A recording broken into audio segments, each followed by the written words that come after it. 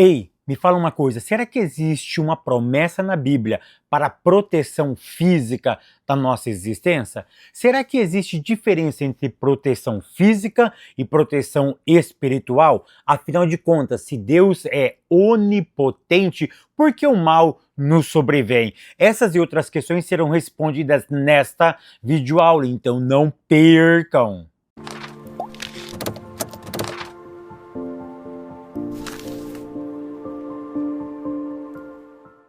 A paz, queridos, que bom estarmos aqui novamente no nosso programa semanal da Escola Bíblica Dominical para darmos sequência na nossa série de estudos bíblicos baseado no tema As Promessas de Deus. Para quem não me conhece, eu sou o pastor Fábio Segantin. Se você é novo aqui no nosso canal, não perca essa oportunidade, porque aqui ou desse lado tem o botãozinho vermelho, clica nele e se inscreva, porque todos os dias temos vídeo novo no nosso canal. E se você for um inscrito, o YouTube vai lhe avisar quando eu postar algo novo no nosso canal. E não esqueça também de curtir esse vídeo, de deixar o seu comentário e de compartilhar, porque isso é muito importante para nós. Vamos para a lição de número 10, que tem como título A Promessa da Proteção Divina. Afinal de contas, existe uma promessa de Deus para nos proteger? Será que essa proteção ela é física ou ela é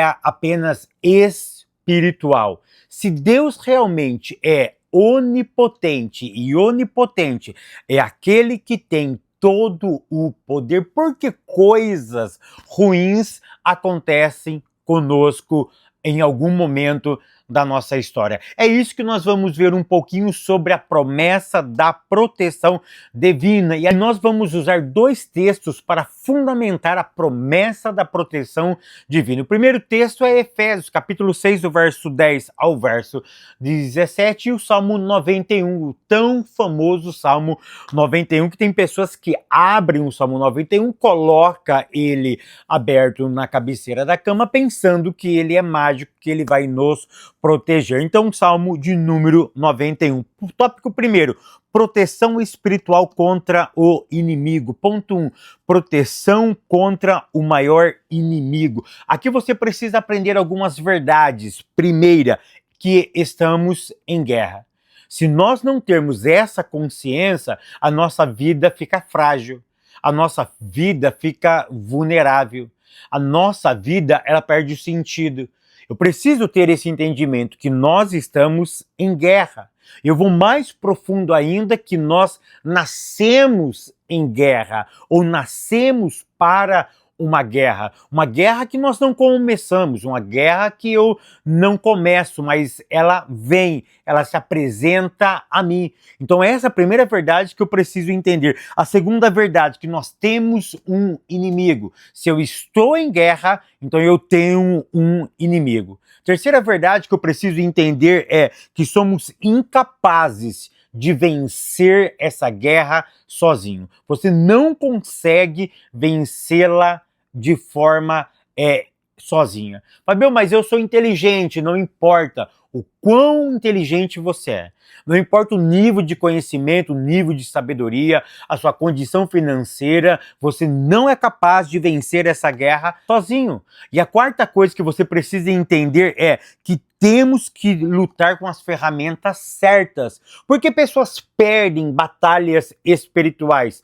Porque ele usa ferramentas erradas. E usar a ferramenta certa para a atividade certa faz toda a diferença. Ora, se nós estamos em guerra e se o nosso inimigo não é deste lugar, ele é um ser espiritual, por que lutarmos com armas desta vida?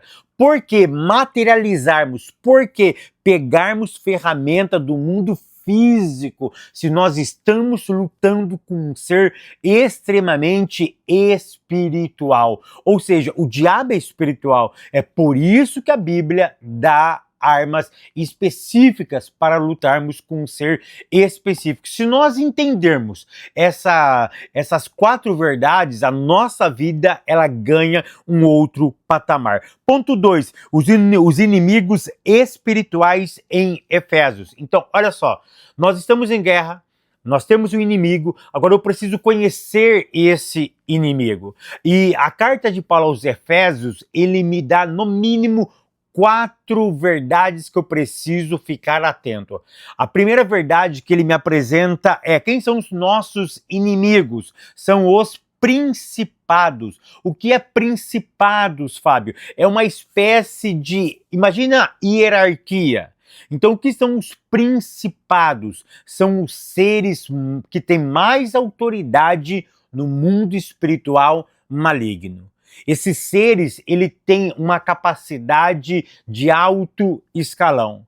Então, nós não estamos lutando com qualquer seres. Nós não estamos lutando com qualquer pessoa.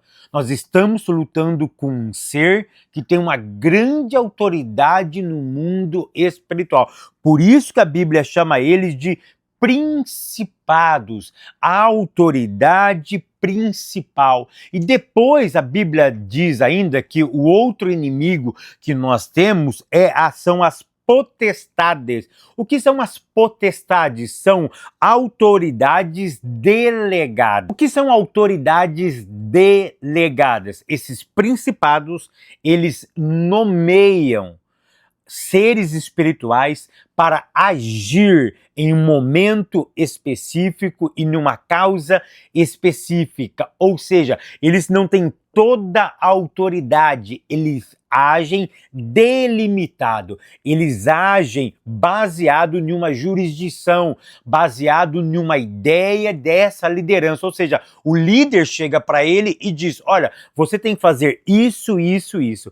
Isso daqui você não pode, mas isso você deve fazer. Ou seja, é delegada, é passado uma atividade para ele e ele cumpre então aquela atividade. Outros seres que nós lutamos são os dominadores deste mundo tenebroso. O que são os dominadores deste mundo tenebroso? No original, são os senhores que atuam neste espaço, neste mundo. Então, o que é um senhor? É aquele que detém a autoridade e o domínio sobre uma determinada área desta vida. Por exemplo, na política, na religião, na economia. Verdade? Sim, na política existem demônios que atuam. Na religião existem demônios que atuam. Na economia, existem demônios que atuam. Ou seja, em cada segmento da existência humana, cada segmento da nossa experiência aqui nessa vida, existe dominadores, são senhores que regem essas áreas da vida. Então eles regem a política, eles tentam influenciar a religião, eles tentam influenciar e conseguem influenciar áreas da economia. Em vários segmentos eles vão se infiltrando e eles vão batendo a sua estaca, eles vão firmando as suas posições. Por isso que a Bíblia chama de dominadores, que no original são senhores deste mundo. E a quarta nomenclatura que o apóstolo Paulo usa são forças espirituais do mal. Ou seja, Paulo ele fecha esse conceito me informando que esses inimigos que nós temos que lutar literalmente não fazem parte deste mundo. São seres espirituais. É por isso que Paulo me dá uma orientação para mim e para você, que a nossa luta não é contra o seu vizinho.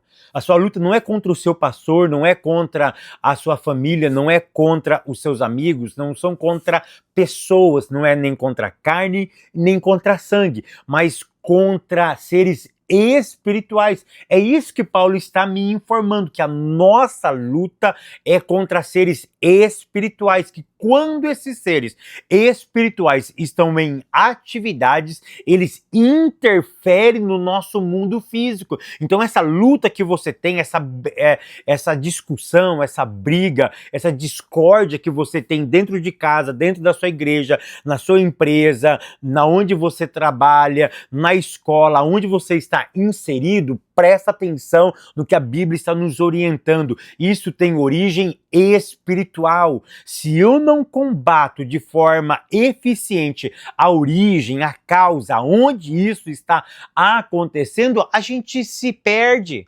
A gente gasta energia em lugares desnecessários. Se eu sei que a luta ela é espiritual, então por que eu fico atacando pessoas? Eu preciso trabalhar no âmbito espiritual. É isso que a Bíblia está nos informando. Terceiro ponto, as armas espirituais do crente. Aqui é um ponto fundamental. Ferramentas erradas, fracasso na certa. Se eu uso uma ferramenta, eu pego, por exemplo, uma chave de fenda para quebrar essa parede aqui, eu vou ter êxito? É óbvio que não.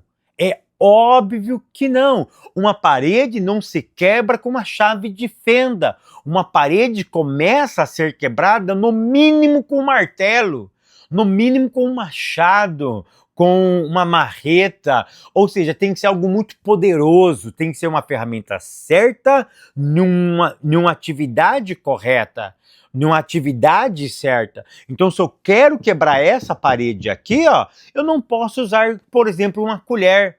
Eu não posso usar um garfo, eu não posso usar uma faca. Eu preciso pegar uma ferramenta certa para que eu possa executar a ferramenta certa.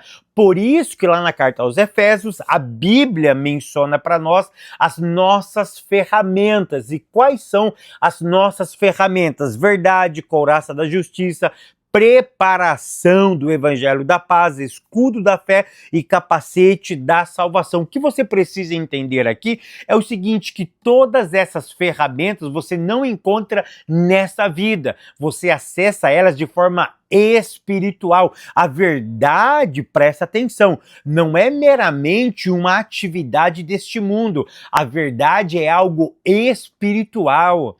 E a verdade aqui não é simplesmente dizer a verdade.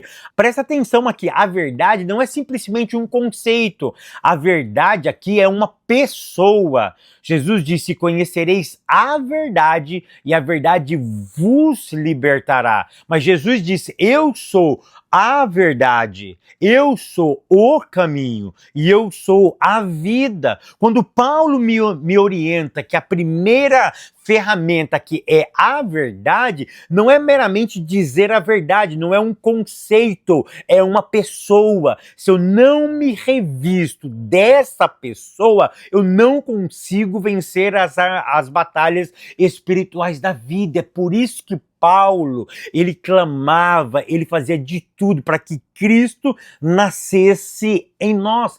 Cristo tem que viver em nós.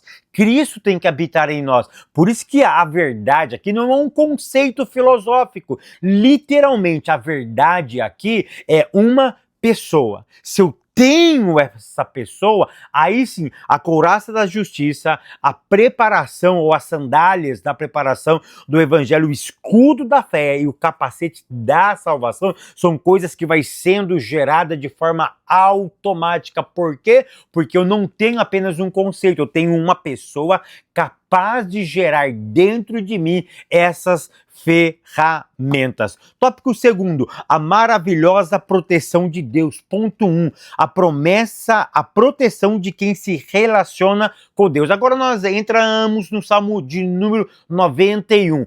Escreve essa frase na tábua do seu coração. Proteção é relacional. Deus não protege qualquer pessoa. Fábio, Deus protege qualquer pessoa? É claro que não.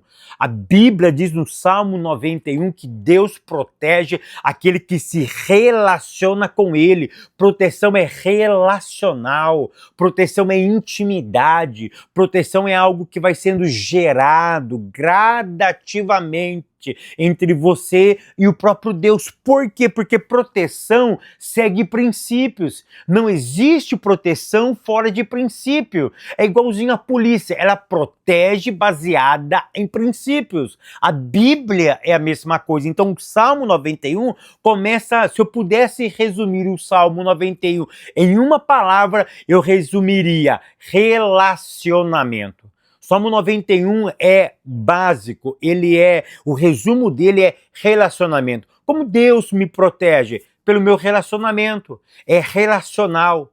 É a relação que eu tenho com Ele que vai trazer uma proteção, porque a promessa da proteção é bíblica, mas eu preciso de forma muito clara entender que a proteção é baseada no relacionamento. Se você não tem nenhuma relação com Deus, você não se esforça para se relacionar com Deus, você não tem proteção. Mas para e pensa no que eu vou te dizer aqui. Eu não estou falando sobre perfeição, eu estou falando sobre relação. Na relação existe o erro, na relação existe o fracasso, na relação existe o desânimo, a dúvida. A questão não é isso, a questão não é a questão aqui não é perfeição, mas é relacionamento, é relacional, é insistir, é querer estar perto, ainda que eu não consiga estar pleno, ainda que eu não consiga satisfazer Deus por completo, cumprir a sua palavra de forma por completo, mas se eu estou me esforçando, se eu estou me relacionando com Ele, existe a promessa de proteção para minha, para tua, para nossa existência. Aí eu entro no ponto de número 2, Deus, o nosso refúgio e fortaleza. Aqui eu quero tirar duas lições preciosas. Primeiro, a expressão o laço do passarinheiro e a expressão peste perniciosa. Eu quero que você aprenda uma lição muito interessante. Por quê? O texto usa a expressão o laço do passarinheiro. E por que ele usa a expressão a peste perniciosa? Tanto o laço do passarinheiro quanto a peste perniciosa, ela tem a ideia de algo que está esperando para te destruir. É algo que é criado, é algo que é gerado. Quando alguém vai matar ou pegar um passarinho, ele cria toda uma engenharia, ele elabora algo muito peculiar para pegar aquele passarinho. Ou seja, ele gasta tempo, ele pensa, ele calcula, ele maquina, ele começa a pensar qual vai ser os passos do passarinho, ele começa a trilhar ou calcular a trilha desse pássaro, ele pensa como o pássaro age para atrair aquele pássaro. Ou seja, ele gasta tempo, ele pensa. Qual é a frase que você precisa anotar aí? O mal não tem pressa. É isso mesmo. O mal não tem pressa. Por isso que ele usa a expressão laço do passarinheiro. Ele não tem pressa para te pegar. Ele não tem pressa. Ele tem todo o tempo do mundo. A peste perniciosa, ou seja, a elaboração de algo maligno, algo que vai destruir não somente você, mas tudo aquilo que está em sua volta. Então, o mal não tem pressa. Se você entender isso, você começa a viver uma vida mais antenada. Por quê? Porque ninguém acorda frio, ninguém deita fervoroso e acorda frio. E ninguém também deita ou vai dormir frio e acorda fervoroso. O que é isso? É uma evolução. É por isso que o texto diz que o laço do passarinheiro é uma estratégia do mal. Por quê? Porque o mal não tem pressa. Essa frase vai fazer toda a diferença na sua vida. Quando eu ouvi de um amigo meu, eu nunca mais esqueci essa frase. O mal não tem pressa. Ponto terceiro, a onipotência de Deus. Anota essa outra frase. A onipotência segue princípios. A onipotência não age de forma desgovernada. Fábio, mas Deus é todo poderoso, então ele faz aquilo que ele quer? Não! Ele é todo poderoso, nada o detém, não detém ele. Mas algumas coisas que eu faço interferem na manifestação dele na minha existência. Então, a onipotência é um atributo dele, para ele, e que eu não sei te explicar, mas é ele. Ele é todo poderoso. Eu ia usar a expressão autossuficiente. Não sei se essa expressão seria a melhor, mas o que você precisa entender é o seguinte, que a onipotência dele só funciona na minha vida por princípios. Se eu não sigo o princípio, ou seja, princípios de proteção, essa onipotência dele não vai ser ativada na minha existência. Eu preciso entender isso. A nossa existência, a Bíblia, ela é regida por princípios. Então existe o princípio da proteção. Eu preciso criar um relacionamento com o divino, não é perfeição, para que a proteção seja disponível ao meu favor. Tópico terceiro, promessas e proteção. Ponto 1, os inimigos serão derrotados. Olha a expressão, os inimigos serão derrotados. Só entre nós, você já perdeu alguma batalha espiritual? É claro que nós já perdemos. Eu já perdi batalhas espirituais. Eu não sou super-homem, não sou perfeito. Eu já perdi batalhas espirituais. Eu já perdi batalhas espirituais. Não é porque Deus deixou de ser onipotente, é porque nós não seguimos alguns princípios, mas essa promessa, ela é real. Existe proteção 24 horas para nossa existência. Por isso que a Bíblia diz que os inimigos serão derrotados, porque tem momentos que eles não são derrotados, tem momentos que eles prevalecem, tem momentos que eles ganham, tem momentos que eles sobrepõem a nossa própria vontade e eles acabam naquele momento específico nos derrotando. Mas por isso que a Bíblia diz que os dias dos nossos inimigos estão estão com os dias contados para que os nossos inimigos sejam derrotados definitivamente. Mas uma coisa nós precisamos entender, se nós seguirmos princípios, esse princípio vai nos proteger. É isso que nós precisamos entender. É isso que nós precisamos buscar, essa proteção do Altíssimo. Mas como? Cria relação, vai gerando relação. E é tão interessante que mesmo quando nós perdemos, mesmo quando nós, em algum momento específico dessa batalha, nós perdemos, aí entra a graça de Deus, entra o favor imerecido de Deus. Mesmo na sua fraqueza, existe um Deus que ele abraça você. Existe um Deus que trabalha por você. Se você está gerando relacionamento e nessa relação, em algum momento você titubia, você quebra alguns princípios, existe uma coisa chamada a graça de Deus. E a graça de Deus, ela te busca, ela te conforta, ela minimiza, ela literalmente é a capacidade de recolocar você novamente naquela posição. É claro que a consequência daquilo que eu pratiquei, eu vou sofrer, a consequência eu vou sofrer, mas na totalidade a graça ainda me basta, a graça me abraça, a graça me recoloca naquela posição. Ponto 2, segurança e vitória para os que temem o Senhor. Aqui você precisa entender o seguinte, existem alguns lugares hoje no mundo, agora, enquanto eu estou gravando essa aula, enquanto você está me assistindo, existem pessoas que temem ao Senhor e que não estão tendo essa proteção de Deus. Como assim, Fábio? Por exemplo, no Irã, no Iraque, na Nigéria, em alguns países onde o evangelho é proibido, esses homens e essas mulheres estão sofrendo.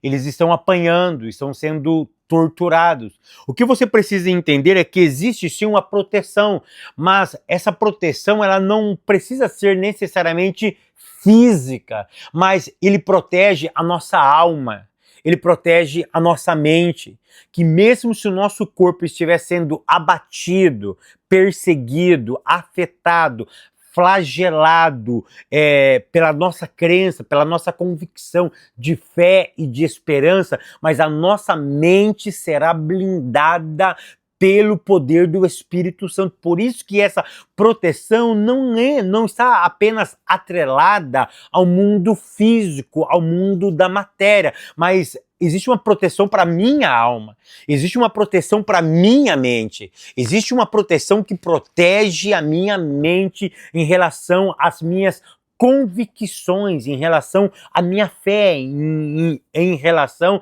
àquilo que eu acredito da pessoa de Cristo. Por isso que eu acredito sim nessa promessa, eu vivo essa promessa, eu acredito nessa promessa, e quando eu leio sobre os cristãos que estão sendo perseguidos hoje, em pleno 2024, no mês de dezembro, no mês de janeiro, no mês de fevereiro, ou seja, não importa o mês, pessoas que estão sendo perseguidas nesse exato momento, eles estão sendo protegidos. A sua mente, a sua convicção, a sua alma está passando por uma proteção, porque Deus protege aqueles que temem o seu nome. Ponto terceiro, a abrangência da proteção de Deus. A proteção de Deus não é somente para você, mas é para a globalização, ou seja, todas as pessoas que lhe cercam, existe proteção de Deus.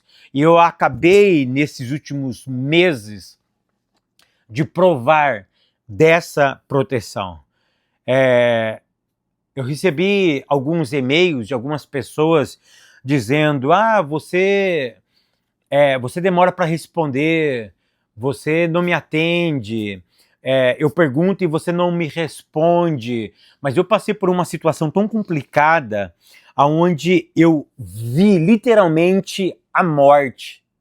A morte passou pelos meus olhos, a morte passou na minha casa, a morte passou, ela ficou algum tempo dentro da minha casa, e eu pude ver com os meus próprios olhos a manifestação de Deus, a proteção de Deus, não somente na minha vida, mas naqueles que estavam cercando eu naquele momento. Eles presenciaram uma proteção. E deixa eu contar algo muito peculiar aqui. Eu abri meu coração um pouquinho para vocês, já está bem no final, pouquíssimas pessoas chegaram aqui. Teve um dia que eu não estava conseguindo dormir, porque aconteceu uma situação que eu não tinha controle dessa situação. Eu queria estar naquele local para tentar fazer algo, mas eu não conseguia. Eu não poderia estar naquele lugar para proteger, para abraçar, para amparar, para fazer alguma coisa.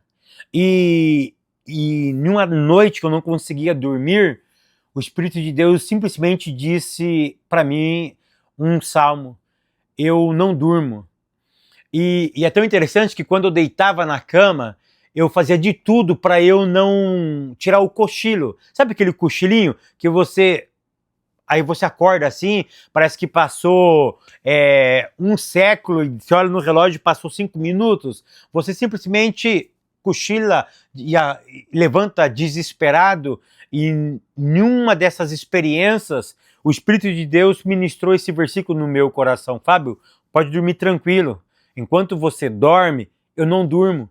E você pode ficar tranquilo que eu não tiro uma pestana, eu não cochilo, eu não pego no sono assim e volto de repente, não. Pode ficar tranquilo, eu não vacilo, eu não durmo, eu não dormitarei nessa causa. E eu vivi isso. Não foi 1, nem 2, nem 3, não foi 2, nem 3, nem 4 semanas. Eu estou vivendo isso. Uma pessoa escreveu assim na minha última aula: eu fico muito feliz por ver você feliz novamente. Somente Deus sabe o que eu estou passando. Somente Deus sabe do que eu estou passando. Vocês oraram, nós guerreamos, mas a luta continua. Eu estou passando dias terríveis, mas eu entendi uma coisa, que existe uma proteção, que o nosso guarda, ele não dorme, ele não tira uma pestana, ele não cochila. Existe um Deus fiel que protege não somente a mim, mas protege aquelas pessoas que estão em minha volta, que protege aquelas pessoas que estão sob os meus cuidados, eu aprendi uma coisa, que realmente Deus ama, Deus cuida, Deus protege. Ainda que o físico seja abalado, Ele está guardando a alma e a mente. O Eterno continue te prosperando, te abençoando. Eu te espero no próximo vídeo, querendo Deus.